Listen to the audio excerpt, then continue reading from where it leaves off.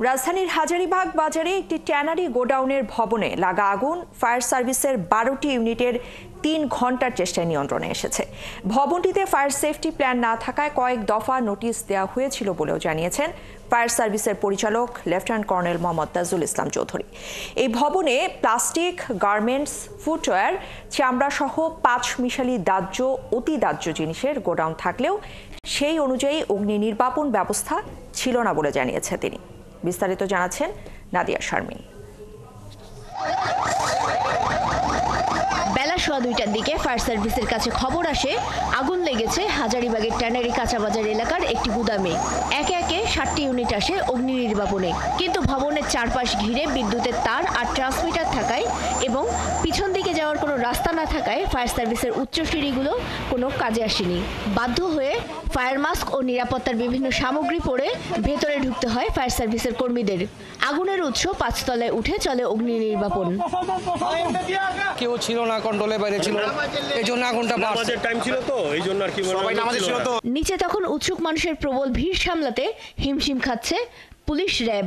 আগুনটা কিভাবে লাগলো এটা আমরা জানতেছি। আমরা র্যাব থেকে একটা টিম আসছি, ট্যানারি চলে গেছে হেমায়ত করে। এখন যেটা হচ্ছে এখানে বিভিন্ন ফ্লোরে গার্মেন্টস প্লাস লেদারের বিভিন্ন পণ্য, জুতা এগুলো তৈরি হয়। স্থানীয়রা জানান প্লাস্টিক বিভিন্ন মালামাল, জুতা তৈরি, পোশাক কারখানা, লেদার সহ নানা দাহ্য বস্তুর কারখানা ছিল ভবনটিতে। মানি ব্যাগ, তারপরে জুতার সোল, জুতার কারখানা, তারপর পাঞ্জাবি, এই জায়গায় গোডাউন আছে, ঠিক আছে।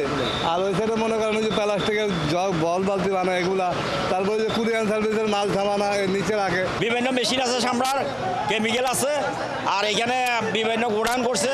যে ধরনের ফুটওয়্যারগুলো আছে তাদের কি অগ্নি নির্বাপনের ব্যবস্থা ঠিকমতো আছে কিনা এই জিনিসটা যেন সরকারিভাবে মনিটর করা হয়। ফায়ার সার্ভিস ও স্থানীয়দের কাজের মধ্যেই দফায় দফায় বাড়তে থাকে আগুন।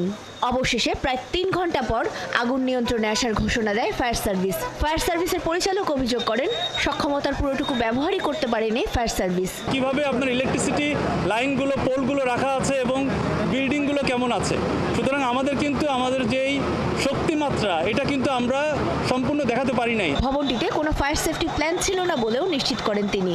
প্রত্যেকটা বিষয়ই অনেক দাহ্য এবং এখানে বিভিন্ন ভাগে ভাগে রুমগুলোকে বিভিন্ন কম্বাসেবল আইটেম দিয়ে, মানে উচ্চ দাহ্য পদার্থের বিভিন্ন কিছু স্টোর এবং ভাগ ভাগ করা হয়েছে, যেটা অতি সহজেই বেলে ফ্ল্যাশ ওভার হয়ে উপরের দিকে উঠে যায়। এই বিল্ডিংয়ে কোনো ফায়ার সেফটি প্ল্যান ছিল না।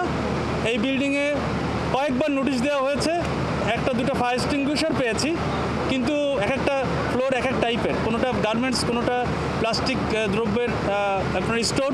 সুতরাং এটা এখানে সেই হিসাবে যে অগ্নি নিরাপত্তা ব্যবস্থা ছিল এটা খুবই নগণ্য। ঘটনার কারণ জানতে তদন্ত কমিটি করা হবে বলে জানান এই কর্মকর্তা।